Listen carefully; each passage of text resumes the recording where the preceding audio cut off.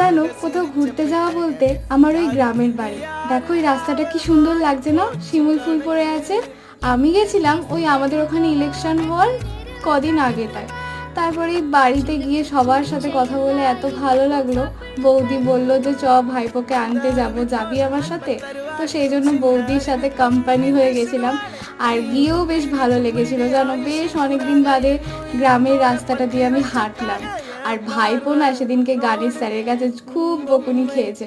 সেটা দেখে আমার সেই ছোটবেলাকার কথা মনে পড়ে যাচ্ছিল।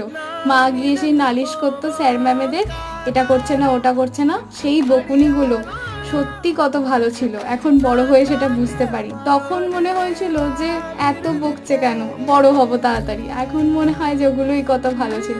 তারপরে সন্ধ্যেবেলা একটু বিশালে গেছিলাম, একটু কেনাকাটার ছিল সেই জন্য।